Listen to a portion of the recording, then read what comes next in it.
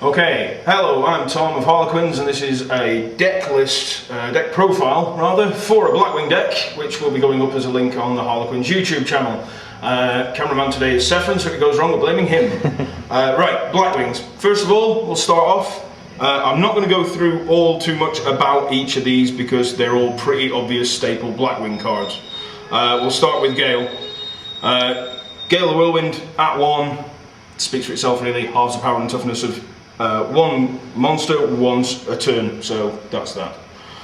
Kalute now at 1, so again, you can only have one of them and one is absolutely necessary.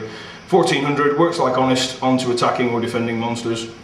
That's that one. Shura the Blue Flame, again at 3, so we have 3. 1800 attack.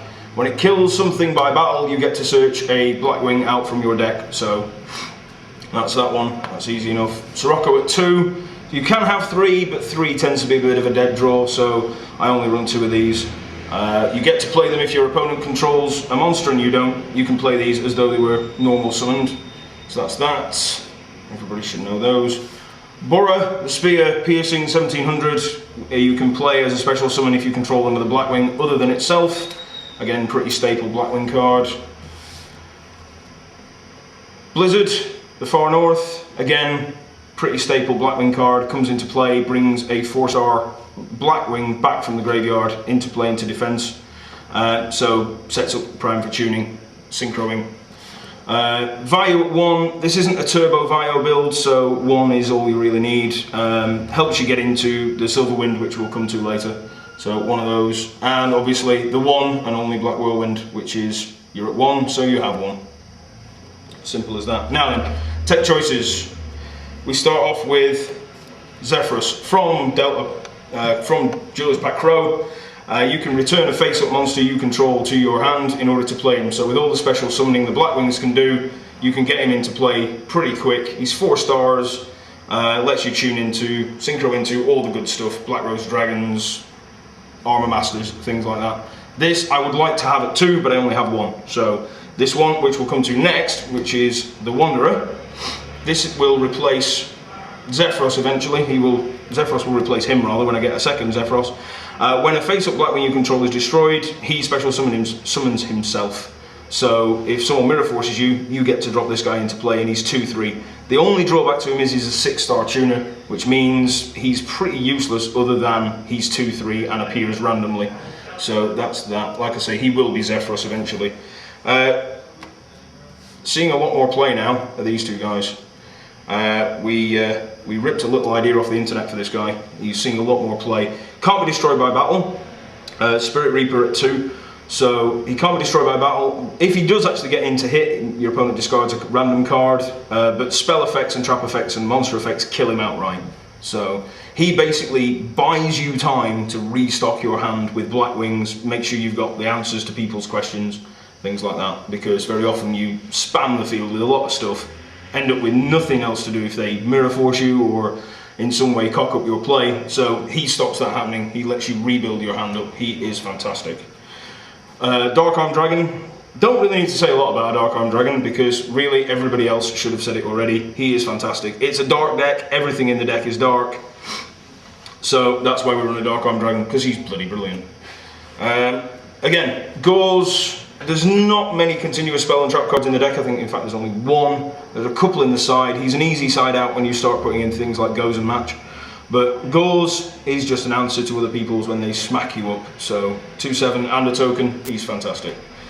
Next thing on the list, and the most expensive part of this deck, 2-Pot of Duality. I am fortunate enough to be able to use 2-Pot of Duality.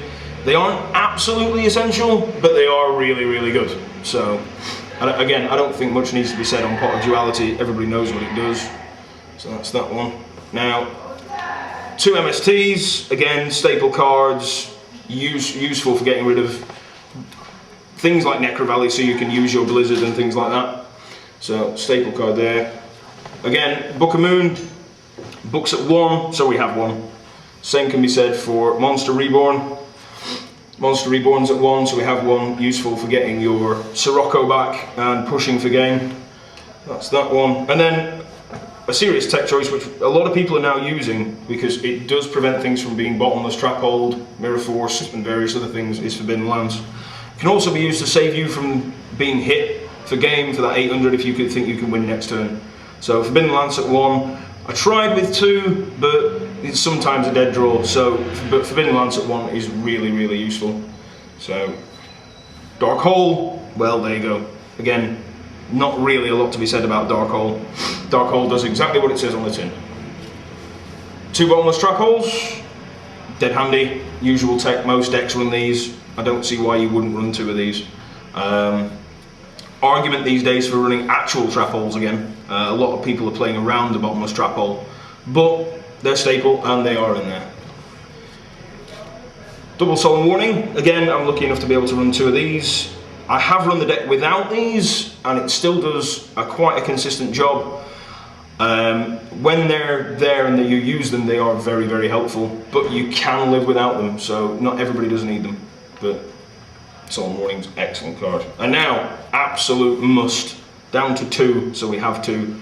Icarus Attack is probably the answer to everything you ever want it to be the answer to.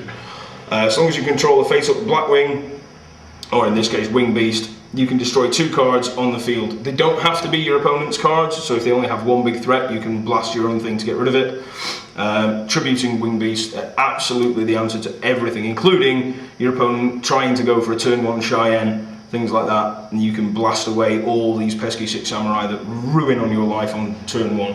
So that's the Icarus Attack. Double Dim Prison. Again, you could probably get away without running Dim Prison and running Compulsory Evacuation or Mirror Force, but I really like these because they just remove things from the game, stop them getting Monster Reborn, things like that.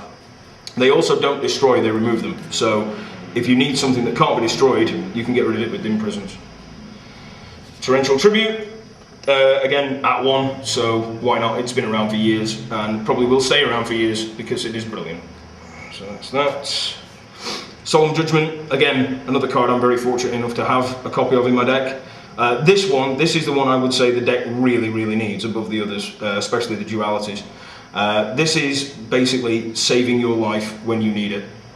I've played this deck down to 2,000 life points on turn 1 and still come back and won with Solemn Warning and Solemn Judgment. But this is what really saves you. This is one of the key cards in the deck. And then, last but not least, the argument that runs around Delta Crow Anti-Reverse. Delta Crow Anti-Reverse is Heavy Storm for Blackwings. And once you flip one of these on your opponent, you will no longer see your opponent spooning the field with back row cards trying to slow your plays down. You only have to show it in once and he'll stop doing it. The same goes for Icarus Attack actually. Once they've seen an Icarus Attack, they'll stop spooning the field with all their stuff, which can actually work in your favour. So that's the Delta Crow. That's the main deck. And then we'll go on to the extra deck. I'm going to quickly run through these. Trishula, it's brilliant. It's very, very easy to see why this card is very good. It's 3 for 1 in most cases. It can be a little tricky for the Blackwing deck to get into this card, but again the Spirit Reaper really helps with that, but it is awesome. So that's that, quickly run through that. Scrap Dragon, because you can, 2/8 with usual stuff. So he's, again, to be honest, he's not always my first choice of synchros when I'm going into synchros, because the Blackwings are very, very strong. Ancient Fairy Dragon is realistically making up the numbers, to be honest, because I don't think I've ever actually used it. This, however, Stardust Dragon, this you can get into quite easily because it doesn't have the requirement of 2 non-tuners, just the 1 non-tuner, so it's a lot easier to get into. And the effect is awesome, but everybody watching should know what a Stardust Dragon is and does. This one, the Silverwind. I don't think I've ever actually synchroed this guy properly. The main reason and the main way you get into this is with dead synchros and Vayu.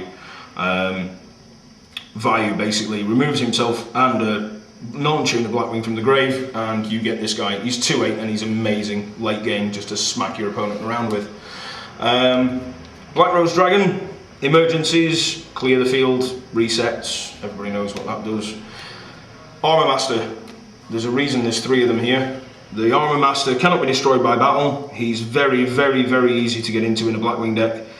You take no battle from damage from battles involving this guy either, and if he can't kill something, he puts a wedge counter on it. You remove the wedge count the following turn, the attack and defense of the monster becomes 0, and then you smash it really, really hard with an Armor Master. Everybody who ever sees these at the other side of the field usually goes out of their way to kill these. Then we've got Brionac. Again, I'm not going to talk too much about Brionac because, well, everybody should know what Brionac is and does, and there's a reason for him. He wins games on his own.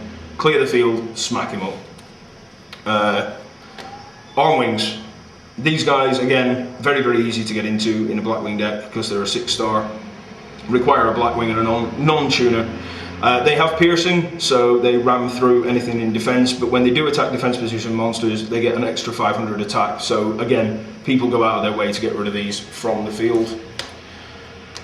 Catasta doesn't really need a lot saying about it. If you're getting pesky things that are getting in the way, you can get rid of him. Not the easiest to get into in this deck because of the number of tuners you get, but when he does see the field, he does draw a lot of ire and people will kill him.